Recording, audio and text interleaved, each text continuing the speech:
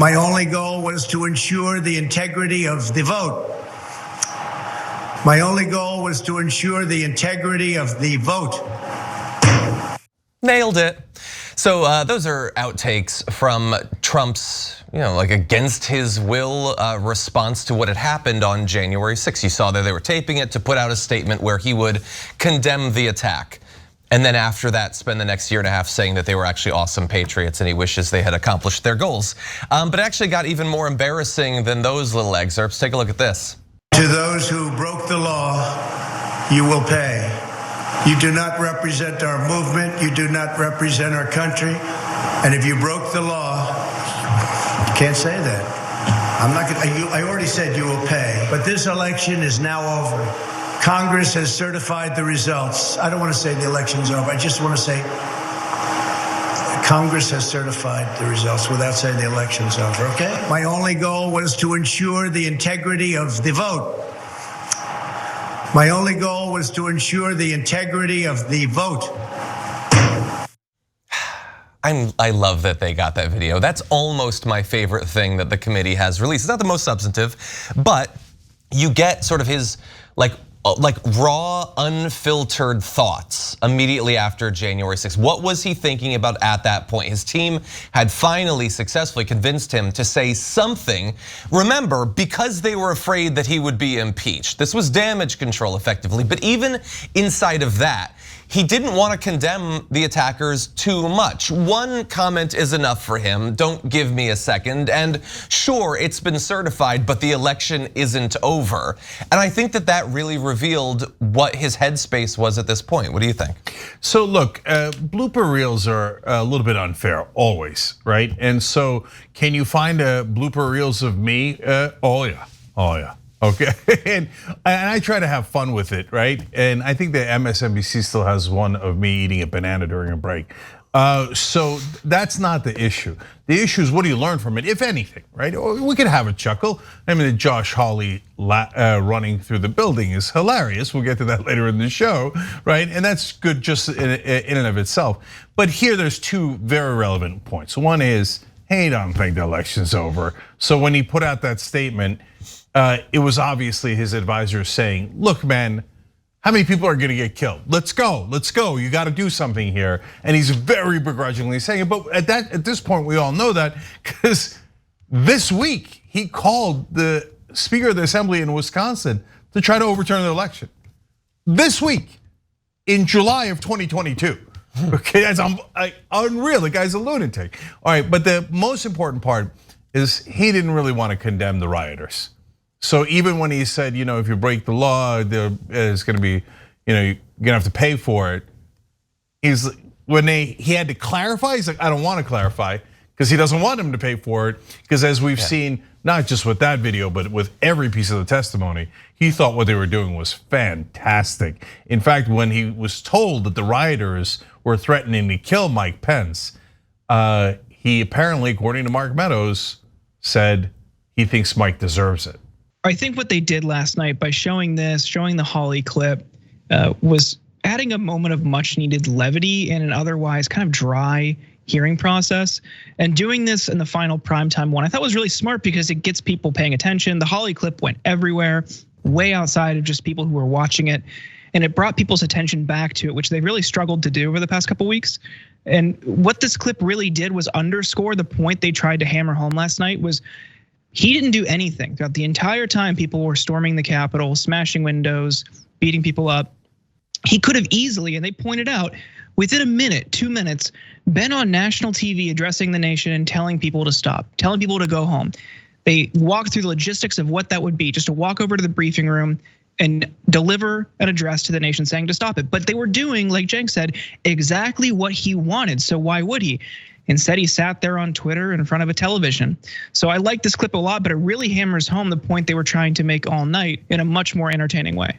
Yeah, I definitely agree. You do have to mix it up, and it's weird that, I don't know, like the worst statements won't go viral in the same way that Josh Hawley, like road runnering will. It's weird how that works out, but That said, they gave us both. I mean, in this last day, you got the Josh Hawley, and we will definitely play that in a bit. But you also got some scary stuff. You have members of Mike Pence's security detail at that point were calling their loved ones to say goodbye.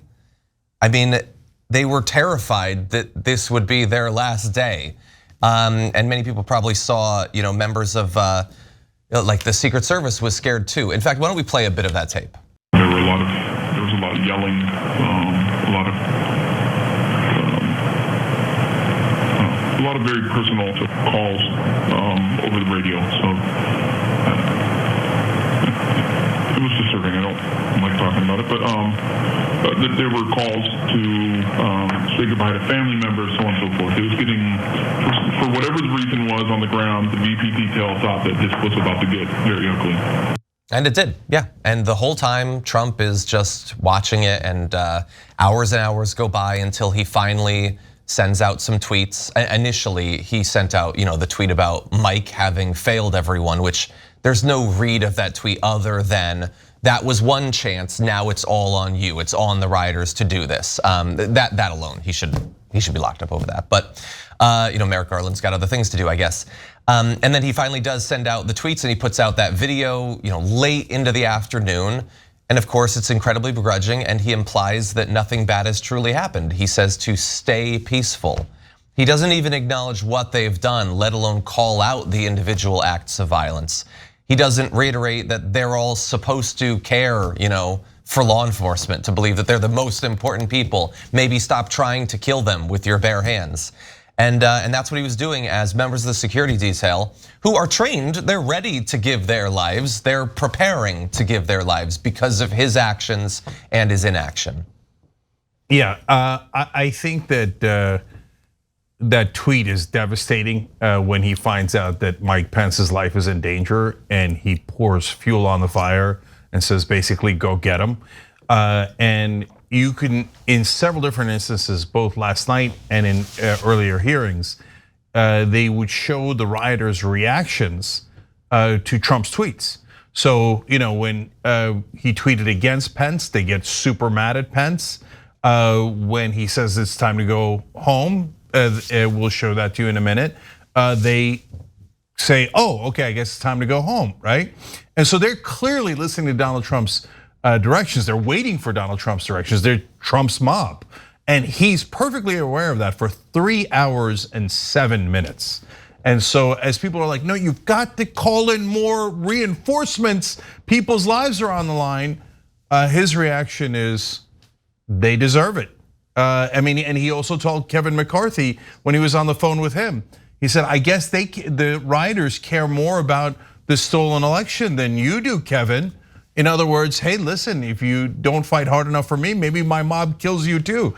Look, guys, if you're still a Trump supporter after all this, whatever you think you are, you're not in favor of democracy or this country. There is no definition of democracy or a republic where the leader gets to murder his own vice president or have a mob murder his vice president and cheer it on. That is in no way related to a democracy. You're rooting for a dictator and someone who would destroy the idea of America. But look, self-delusion is a hell of a drug. And that's what about at least 30% of the country is still on. And it's really horrifying to think that he is, on the precipice of running again.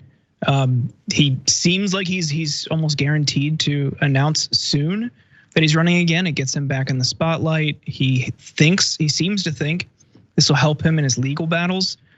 I like the Garland thing is infuriating. How do you look at this and even just in totality, think about everything this guy did and not think about intervening? I don't buy the avoidance of appearing political during an election or near an election. I just think there's more important things than that. People are going to believe whatever they want. If you're worried about appearing partisan, it doesn't matter. It's not something that should guide you in this decision. And we saw how throughout all of these hearings, just how close we were to things being much, much worse. There's a lot of really lucky things and just perfectly timed things that helped avoid this getting much more violent. who's to say the next one? And I do think this is just a trial balloon, but who's to say like the next one is probably guaranteed to be much more violent? And I think people really need to think about that. And also, I think there's a moral imperative as a result to be much more involved and much more engaged in elections, including this midterm, because this is where they're going to make great strides in trying to rebuild the Republican majority in Congress. 100%, yeah. Yeah, I think that there are a couple reasonable explanations for why Merrick Garland is doing what he's doing. And certainly, as you said, there are concerns, generally anonymous, about appearing too political, or concerns about what Trump supporters would do if there were to be charges, if they were to go through this whole process and everything. And I get that, that's definitely something that you should be preparing for. He has millions of followers who are absolutely out of their mind, and they are just like, they're thirsting for political violence. That is a concern. I would argue him being president of the United States for 4 more years probably could result in more violence. But I also wonder about, like, we know that the Dems are willing to take great risks if they think it will benefit them politically. Hillary Clinton thought that Trump would be easy to beat, and so we know how that went.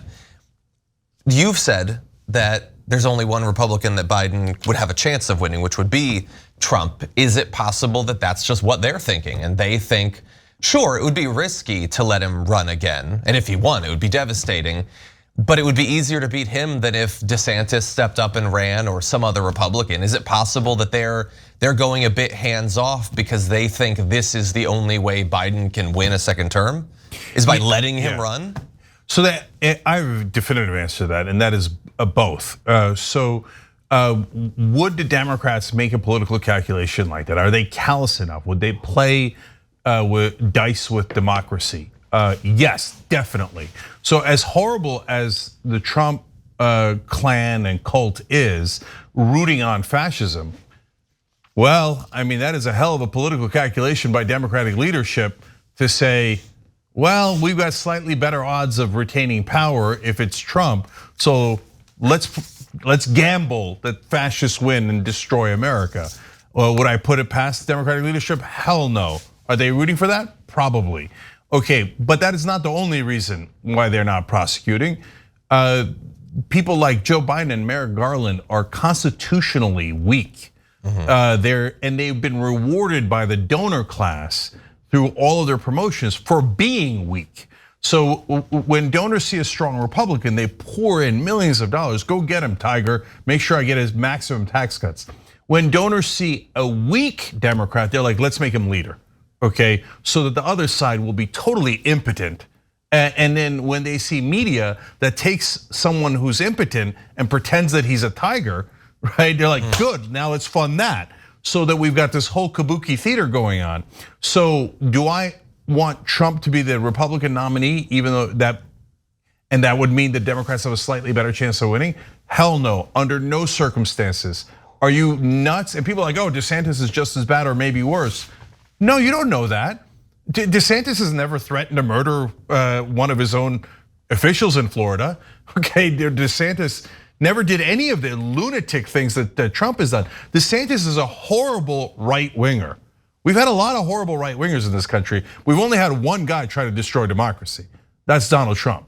So no, no one should ever gamble with that. And to talk about how stupid Merrick Garland is, or how pathetically weak he is, he's holding. Well, Trump's gonna announce any day now. And once he announces, if Merrick Garland announces that he's prosecuting him right after that, it looks way more political. Jesus, man. They just have no spine and no brain. They're like, Garland's been a judge this whole time, but why was he picked by Obama and then Biden? Because he's pathetically weak.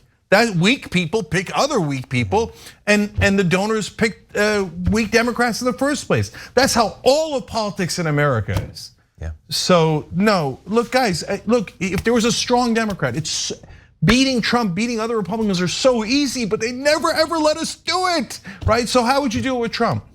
I would keep asking him during the presidential run, if you get another chance, or will you try to murder your new vice president? Like whoever it is, let's say he picks Kristi Noem or whoever. I mean, last time you tried to get Mike Pence murdered, we know for a fact that you were told that he might be killed and you thought he deserved it.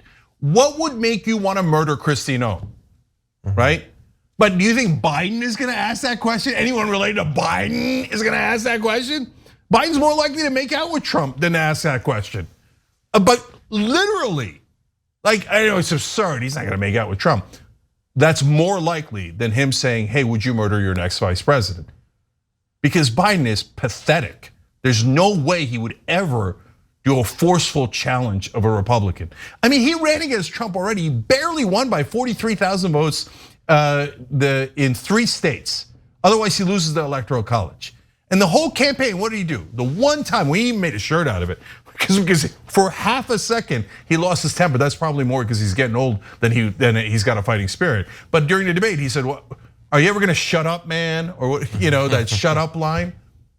That's the only time he ever really forcefully criticized Trump. And Trump is nearly demonic. And even then, Biden couldn't. He gave McConnell a rabid right winger on the federal bench, or he wanted to. And then McConnell was surprised. He's like, I guess it's a gesture of friendship. Because he loves Republicans. He loves them. If the Democrats continue with Biden into the next election, they should, everybody, not just Democratic leadership, not just every Democratic official in the country, but Democratic voters too. You should all have your head examined if you let this clown run again. Yeah, I don't understand the strategy that Democrats are taking now to try to lift up fringe Republicans. And it goes back to what they did in 2016. They thought Trump would be an easy win and it backfired. I really don't think this is the time that they should be experimenting with a ploy like this when people's lives are on the line.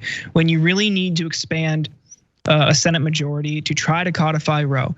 When you need to finally, maybe they can resume talking about a public option again, let alone Medicare for all. When you need to address things like inflation and gas prices and climate change, all of these systemic existential issues that are creating a sense of dread in millions of Americans. This despair that's guiding a lot of them also fuels a lot of the negative polling for Biden's approval. And right now is not the time they should be toying with this lifting up of fringe Republicans in hopes it would be an easy defeat in November. There's no guarantee of that. And what they could ultimately end up doing is wasting money they could spend on ground game, get out the vote efforts, things to lift up the people they've endorsed and the people they're running in hopes of actually winning. And I just don't understand this strategy because people are fed up with Democrats. People's material issues are really what guides them. And right now, when people can't afford things, when the cost of living is getting higher because of corporate greed and that driving inflation, and when you haven't done anything to run on, why would they go out and vote for you? And where's the energy behind them to get out and get other people out to vote for you? So it seems like a doom strategy that could end up making things worse. Yeah, super last things here. Yeah, Democrats are total morons, of course. They've spent, to Jordan's point, they've spent millions upon millions, tens of millions, helping extreme right wingers in different races, like Senate races, because they think it'll be easier to run against them. Does it look easy? Hey, why don't you pick strong candidates? Then it'll be easier to beat Republicans. But these, look, they're hopeless losers. You have to get rid of every loser in Democratic leadership. Just yesterday, Nancy Pelosi was talking about the contraception bill, and she's like, I hope my Republican friends vote for it. Oh my God, oh my God. Okay, but honestly, everybody in DC, every Democrat in DC, including a lot of progressive organizations, and every reporter in DC is just as nuts as Trump. They look at Biden and they think no one should criticize him. He's doing great. He's polling at 27% in Iowa. 27%. And they think it's the most offensive thing to criticize him. Are you guys nuts? Do you live on this same planet? And all of them say uniformly he went too far left. And they can't name one policy where he went left at all. No, they live in a deranged alternate reality. It's just a different deranged alternate reality than Trump supporters, which brings me finally to the video that I promised you earlier. Guys, it's really important does Trump partly control the crowd? If he didn't know anything about the crowd and the crowd's not listening to him, he could say, rightfully so, well, look, man, they're ostensibly on my side. They got the Trump flags, but I didn't tell them to do that, and they're not listening to me. So I want to play you video 4 to give you a sense of how intently the crowd was taking directions from Donald Trump. This is finally when Trump does that video and says, go home. I'm here delivering the president's message. Donald Trump has asked everybody to go home. That's our order.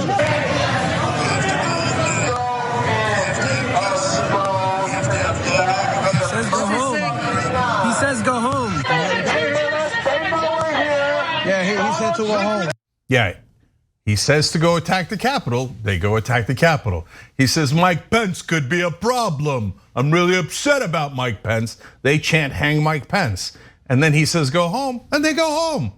Did he control that crowd? Definitely.